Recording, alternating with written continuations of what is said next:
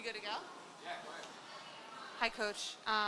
You mentioned before the game that you wanted your team to take care of the ball and to play good transition defense, and that seemed to be an issue tonight. What was it about Connecticut's defense that you thought gave your group issues? I don't really think it was Connecticut defense. I thought we didn't move the basketball. We didn't see the defense. We just tried to swing the basketball without seeing the defense, and they were able to step in the passing lane. They were a little bit aggressive at the end by trapping and hedging and stuff like that, but overall, I just thought it was us. We didn't match their energy. We didn't come out ready to play basketball. We didn't throw the first punch. They threw the first punch, and unfortunately, we can't win. We can't beat Connecticut only having 11 assists. We have to move the basketball. We have to move the basketball. We have to rebound the basketball. We have to play inside out. We got to make sure that we understand what has gotten us where we are today, and that's playing inside out. There's no way we can win with Tierra only taking 6 shots. All right, we got to pound the ball inside, and then we play inside out. But we have 2 days to kind of fix that and walk through and watch film and correct some things. Was there anything specifically you saw from Tierra that either Connecticut was doing to limit her or she wasn't able to do to kind of get herself established? Well, I think it's what we didn't do as a team. We didn't get her involved early. She had a couple post-ups and high-low. We missed those, 4 or 5 of those off the top of my head I'm thinking about. But we just got to be more aggressive. We got to understand that we can get a jump shot anytime. You know, we got to really make that defense move because they take pride in their defense, and we have to take pride in our offense and as far as moving the basketball and getting easy shots.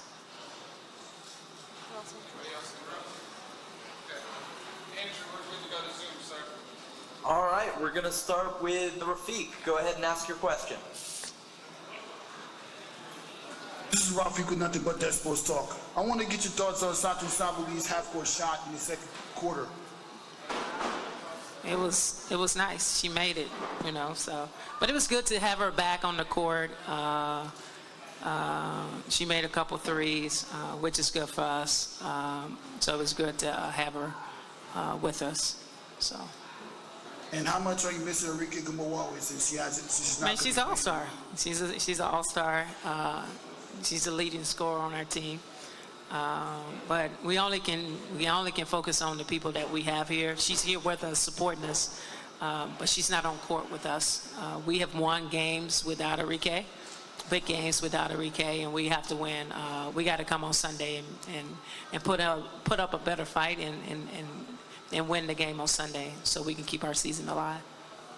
Appreciate the insight. Good luck. Thank you. Next, we're going to go to Dorothy Gentry. Go ahead and ask your question, Dorothy. Hi, Coach. What did you tell the team tonight after the game in the locker room? And then what will you tell them heading into Sunday?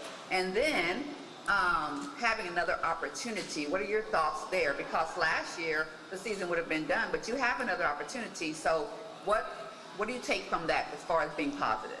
Well, the first thing I told my team is I didn't recognize our team tonight. We went back to our old habits, complaining, not taking accountability, looking at ourselves first. So we have to change that first. That's the most important thing. And then we have to play together as a team, and we got to trust that we're good enough as a team. But if we think we can do it individually and beat Connecticut, it's not going to happen. The only way we're going to do this, we have to do it as a team, and they have to trust the defensive schemes and the offensive schemes, and they have to execute the defense and the offensive game plan. My coaching staff has spent many hours watching film, and so we have to be disciplined, and we have to be consistent in what we do, and there's no excuses. There's no excuses. Do what we ask them to do, and everything else will be fine. Thank you. You're welcome. Thank you, Dorothy. Next, we're going to go to Peter Warren. Hey, Coach. What happened there in the third quarter was Connecticut's 13-0 run that sort of blew the game wide open? Well, they was aggressive. We had some turnovers. They got out in transition early. We allowed our offense to dictate our defense, and it should never happen like that. Or our defense should dictate everything. They don't score, we don't score. You know what I'm saying? But we allow missed shots, missed opportunity to prevent us from getting back in transition, closing out long, being on the nail, doing our team defense. We can't win like that. There's no way we can win like that. So we got to go back to detail, paying attention to detail, and doing the little things from the beginning to the end of the game. Awesome. Thanks, Coach. You're welcome. Thank you, Peter. We're going to end with Christos. Christos, go ahead and ask your question. Hello, Coach. Hope you're doing well. Going to the game 2 of the series, what's your biggest concern from game 1? What would you like to improve overall? I think our energy and our effort, and also playing together as a team. That's the biggest thing for me.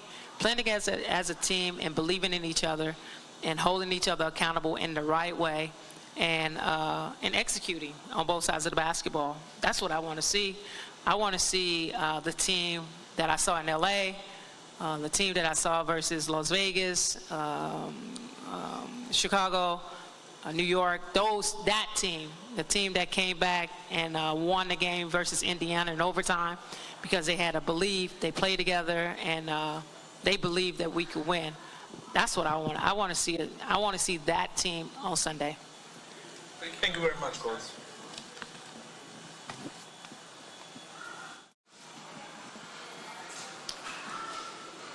Proud of our group tonight. I thought we played with great focus, and we were locked in with our defensive schemes. I thought we played with great energy, and I think when we're best is when we have great balance. And when you look at our shot distribution, we had great shot distribution amongst players, so we didn't get stuck playing through one action or one person tonight. And it was an overall great team effort, and really proud of it, and told them to enjoy it, but we got to get back to work. I have great respect for Dallas and their coaching staff, and this is a talented team.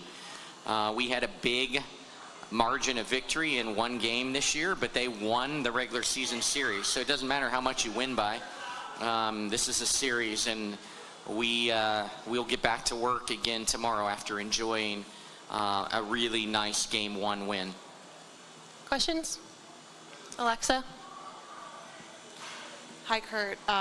Obviously, Jonquil did a lot of great things out there tonight, but her defense against Tiara McCowan, only limiting her to 6 shots. What did you like about what you saw from her and everyone else, too, inside the paint to make things difficult for McCowan?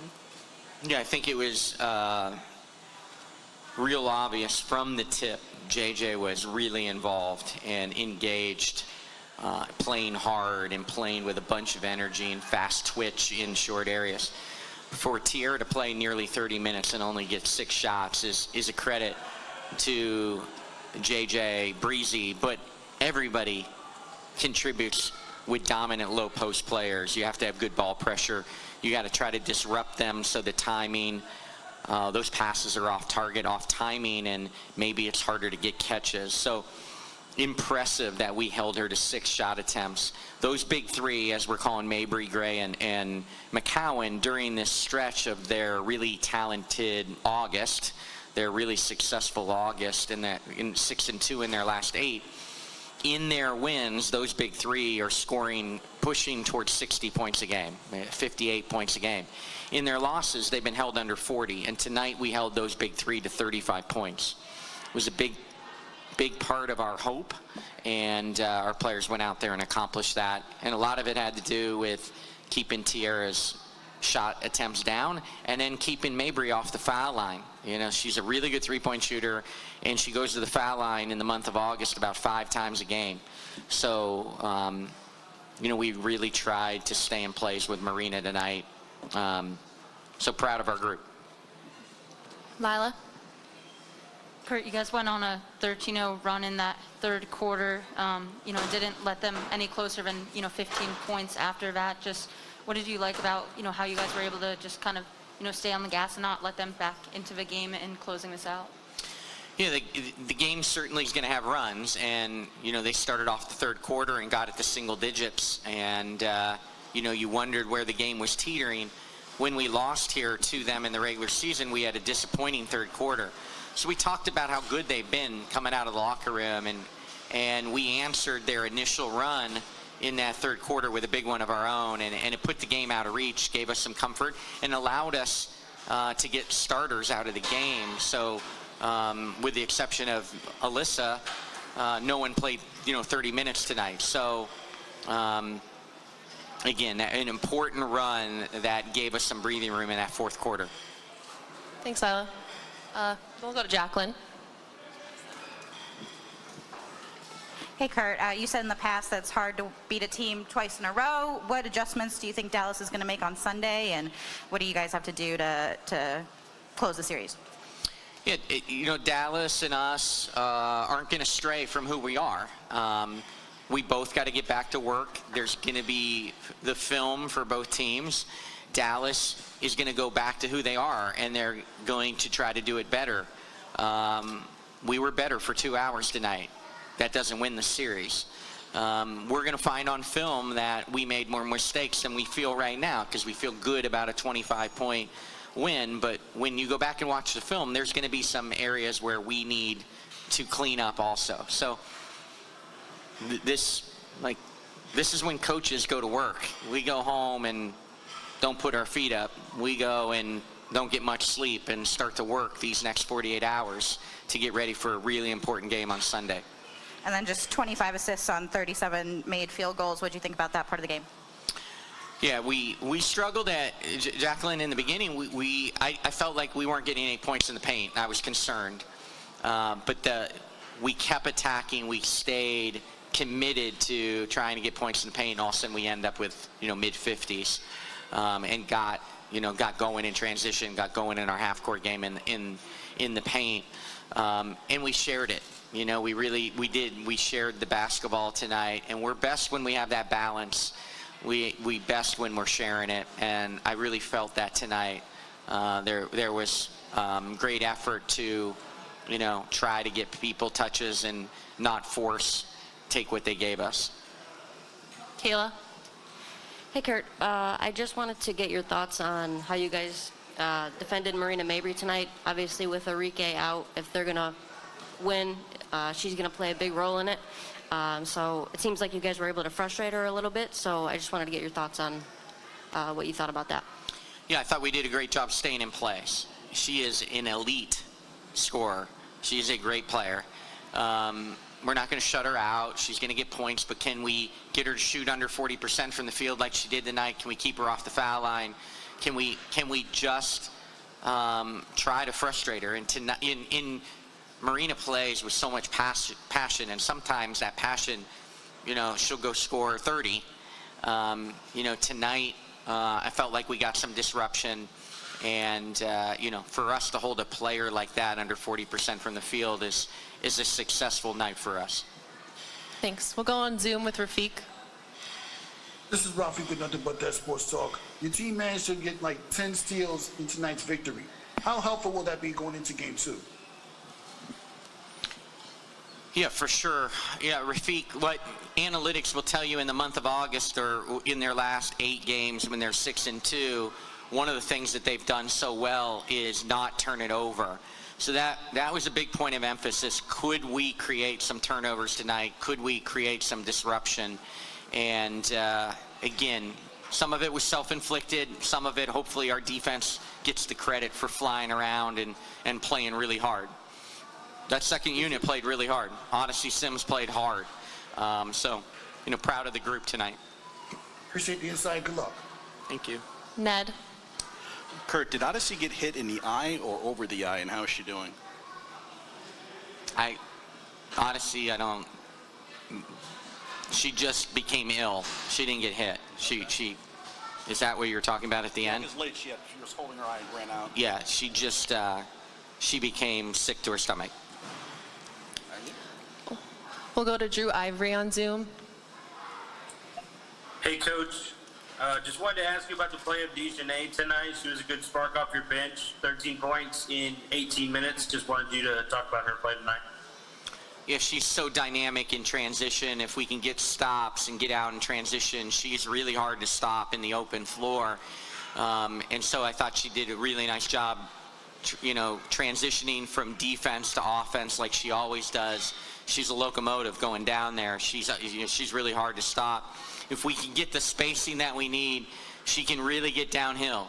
And she's best when she can get into that paint and get downhill. And tonight, she found those opportunities. She's fearless. I love it at times.